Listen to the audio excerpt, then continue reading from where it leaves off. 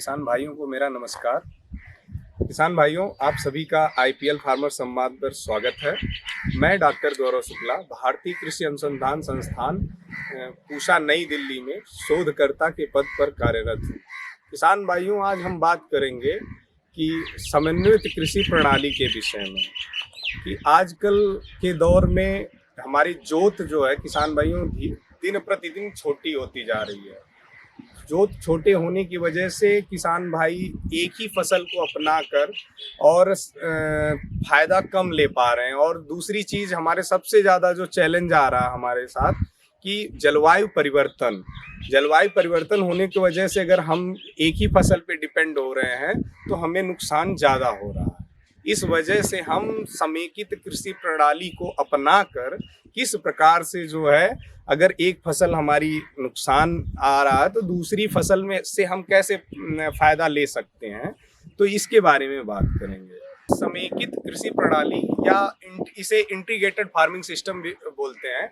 इसमें कृषि के विभिन्न अपघटों को लिया जाता है, जैसे कि हमारा डेयरी हो गया, पशुपालन, मत्स्य पालन और आपका मधुमक्खी पालन, वर्मी कंपोस्टिंग और खेती, क्रॉपिंग सिस्टम, जिसमें हम खेती का भाग भी अपनाते हैं, जिसमें सब्जी और खेती दोनों का, सीरियल फसल और कुकुरबिटेसी और आपका लेगुमिनेसी, सारी फसलों को इसमें लिया जाता है। तो इनको कैसे समन्वय में बैठाएं, तो यह हमारा लोकेशन बेस्ड है कि आप किस जगह पे रह रहे हैं, उसके अनुसार हम इन घटकों में से सारी घटकों को कौन से घटक हमारे लिए उपयोगी हो सकते हैं, उन घटकों को हम अपनाएंगे। जैसे अगर आप शहरी क्षेत्र में हैं तो हम ज़्यादा दुग्ध उत्पादन पे ज़्यादा फोकस करेंगे कि हमें दुग्ध उत्पादन लेना चाहिए। उसके साथ साथ हमें जो है वेजिटेबल वाली फसलों को लेना चाहिए, जो कि डायरेक्ट मार्केट में सेल हो सके और अधिक से अधिक मुनाफा। ये मैं आप लोगों को उदाहरण के रूप में बता रहा हूँ कि कैसे ये लोकेशन बेस्ड हो सकती है। दूसरी चीज किसान भाइयों, यह ऐसी पद्धति है जिसे एक मिनी एटीएम के रूप में जाना जाता है। ये मिनी एटीएम के रूप में क्यों जाना जाता है, इसको मैं बताऊं कि किसान भाइयों, यह पद्धति अपनाने से आपको प्रतिदिन कुछ न कुछ आपको मुनाफा आपके खेत से निकलता रहेगा। आप कुछ न कुछ ऐसी फसल लेते रहेंगे जिससे आपको, जैसे कि अगर आपने डेयरी है, आप दूध उत्पादन कर रहे हैं, प्रतिदिन आप उसे बाजार में बेच रहे हैं। आपका मुर्गी पालन है, उससे अंडे साथ साथ में मांस का भी आप सेल कर सकते हैं। आपको जब जरूरत है आपको तब पैसे मिल सकते हैं, इसलिए इसको हम मिनी एटीएम के नाम से भी जानते हैं। दूसरी चीज, अब हम बात करेंगे प्रक्षेत्र की। अगर हम 1 हेक्टेयर में समेकित कृषि प्रणाली को अपना रहे हैं तो हमारा क्या लेआउट होगा, हम क्या क्या कहाँ कितने मात्रा में रख सकते हैं। तो अगर 1 हेक्टेयर जैसा कि 10,000 मीटर स्क्वायर एरिया को माना जाता है, तो उसमें हम 70% हम फसल क्रॉप को देते हैं। जैसे कि हम उसमें गेहूं, धान, सब्जी, मतलब जितनी भी हमारी फसल की फसलें हैं उनको हम ले सकते हैं। उसमें हम 7,000 मीटर स्क्वायर फसलों के लिए तथा 1,000 मीटर स्क्वायर तालाब के लिए, जिसमें हम मत्स्य पालन कर सकते हैं, 1,000 मीटर स्क्वायर हमारा पशुपालन के लिए, और जो है बाकी में हम नर्सरी और फार्मर फैमिली के लिए, वर्मी कंपोस्ट के लिए और किचन गार्डन के लिए जगहों को वितरित कर देंगे। किसान भाई, अपने जो ये 1,000 मीटर स्क्वायर एरिया है, इनको हम जो है चारों तरफ से हमारा यह संरक्षित होना चाहिए। उन संरक्षण के पास करीब 5 मीटर तक का आप एरिया में फल वाले पौधों को लगा सकते हैं, ताकि वहां से आपको फल की भी प्राप्ति होती रहे। फल में जैसे आप अमरूद है, केला है, और आप जो है उसके साथ साथ आम भी ले सकते हैं, जो कि आज छोटी छोटी प्रजातियां आ रही हैं, जैसे आम्रपाली हो गई हमारी, छोटी प्रजातियों में आती है, तो उनको ले सकते हैं। और साथ साथ में आजकल प्रचलित है किन्नू बहुत ही अच्छा वो रिजल्ट दे रहा है, उसे भी आप लगा सकते हैं। अब किसान भाइयों बात करें, जो ये हमने एरिया डिवाइड किया है, इसको आप घटा या बढ़ा सकते हैं। ऐसा नहीं कि हमने जितना बताया है उतना ही आप रख सकते हैं। यह आवश्यकता अनुसार, जिसकी आपको मांग ज़्यादा है उसे आप ज़्यादा रखिए, जिसकी मांग कम है उसे आप कम रखिए, लेकिन इनका आपस में होना ज़रूरी है। इसलिए ज़रूरी है कि अगर आपकी एक फसल का पैदावार नहीं आपको प्राप्त हो रही है तो दूसरी फसल से आप या दूसरे इंटरप्राइजेस से आपको वह मुनाफा मिल सके। किसान भाइयों, अब हम बताएंगे कि ये एक दूसरे से लिंक्ड कैसे हैं, एक दूसरे से कनेक्ट कैसे हैं। जैसे हमारा दुग्ध उत्पादन है, हमने दुग्ध को जो है मार्केट में बेच दिया, उसके बाद जो हमारा गोबर बचता है उसको हम फसलों में आप उपयोग कर सकते हैं, जो गोबर की खाद के रूप में। और जो वहाँ से हमें अनाज लेने के बाद वहाँ पर हमारा भूसा या फिर उनके जो वो बचते हैं अवशेष, उनको हम जानवरों के लिए जो है चारे के रूप में उपयोग कर सकते हैं। तो एक दूसरे से ऐसे ये कनेक्टेड है। जैसे तालाब हम ले रहे हैं 1000 मीटर स्क्वायर में, तो मछलियों के लिए पानी की आवश्यकता है। अब जो हमारे पास पानी अधिक हो रहा है तो उसी पानी से हम फसलों की सिंचाई कर सकते हैं। गोबर का उपयोग हमें जो है तालाब में करना ही पड़ता है। तो एक दूसरे को यह किसी न किसी प्रकार से बेनिफिट पहुंचा रहे हैं। तो किसान भाइयों, इसमें हम विशेष ध्यान देंगे कि अगर हम मछली पालन कर रहे हैं तो उसके साथ साथ हम कुक्कुट पालन, जो है मुर्गी पालन और बत्तख पालन दोनों अवश्य करें। इससे क्या है कि हमें बत्तख के लिए जो है पानी में तैरने के लिए जगह मिल जाएगी, उनके लिए वातावरण हो जाएगा। और जब बत्तख हमारे पानी में मूवमेंट करेंगी तो उसमें क्या है, मछलियां भागेंगी। जब भागेंगी तो क्या है, उन्हें ज़्यादा भूख लगेगी, ज़्यादा खाएंगी, और ज़्यादा खाएंगी जल्दी ग्रोथ होगी, हेल्दी होंगी वो। और दूसरा बेनिफिट क्या होता है बत्तख से, कि बत्तख जब मूवमेंट करती है पानी में तो उसमें हवा का प्रवाह होता है।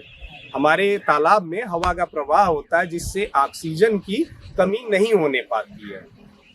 और तालाब में हम बात करें किसान भाइयों, तो हम तालाब में विभिन्न प्रकार की, आप अपने आवश्यकता अनुसार मछली का चुनाव कर सकते हैं। लेकिन आप चाहें तो ज़्यादा फायदा लेना है तो आप 3 लेयर की मछलियों को ले सकते हैं। रोहू, कतला, मृगल, जो कि एक सरफेस फीडर होती है, एक मिडिल और एक बॉटम फीडर होती है। इससे क्या है, हमारा समन्वय इसमें भी बना रहेगा। जल स्तर इनका अलग अलग होता है, कोई ऊपर भोजन ग्रहण करती है, उनसे बचा कोई मिडिल में, फिर कोई सरफेस में। तो इनका भोजन फीडिंग कराने का भी तरीका अलग हो जाता है।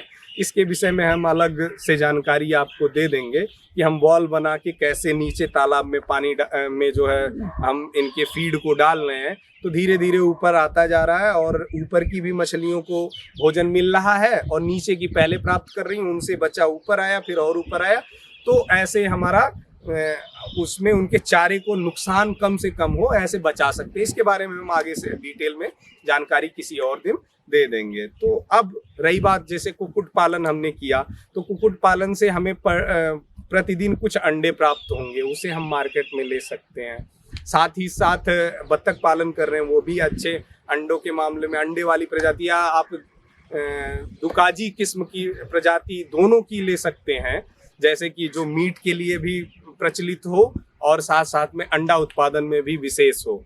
तो जिससे हमें दोनों लाभ हो कि अगर हमें ज़्यादा पैसे की आवश्यकता है तो हम मीट के रूप में उसे बेच सकते हैं जब हमें ज़रूरत हो पैसे की, नहीं तो हम अंडा उत्पादन से अपना फ़ायदा ले सकते हैं।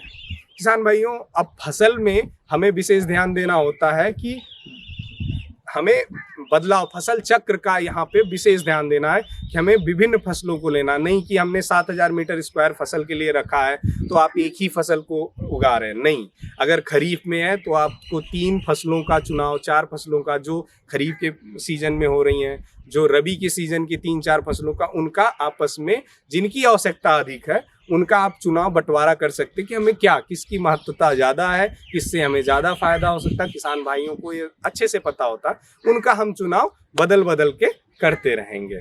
जैसे कि अगर हमारे पास नज़दीक में मार्केट है तो हम सब्जी वाली फसलों को ज़्यादा महत्व देंगे, उनके एरिया को हम ज़्यादा रखेंगे।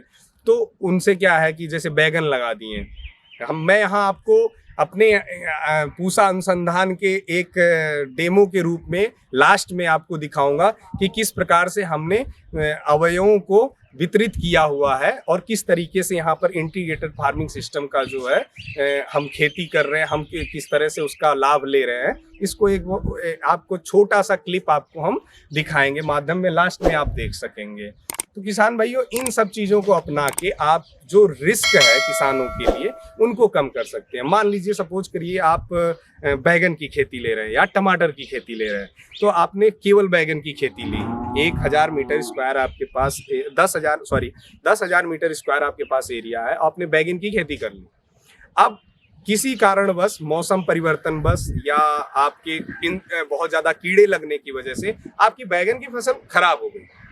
अब आपको कोई और लाभ के स्रोत तो दिखाई नहीं देंगे कि आपको और कहीं से लाभ मिल सकता है। आपकी फसल डूब गई, आपकी लागत डूब गई, लेकिन वहीं आपने इनका चुनाव 2-3 अवयवों में विभाजित कर दिया है। मान लीजिए आपने बैगन लिया है, उसके साथ साथ आपने जो है गेंदे का फूल का ले लिया है, उसके साथ साथ आपने किसी और कुकुरबेटे से, तो आपका बैगन खराब हुआ तो गेंदे का फूल बचा हुआ, उसे आप मार्केट में सेल करके जो आपकी लागत है बैगन पे और गेंदे के फूल पे दोनों को कवर कर सकते हैं। उन दोनों के रिस्क को कवर कर सकते हैं। फायदा नहीं आया तो नुकसान भी नहीं हुआ।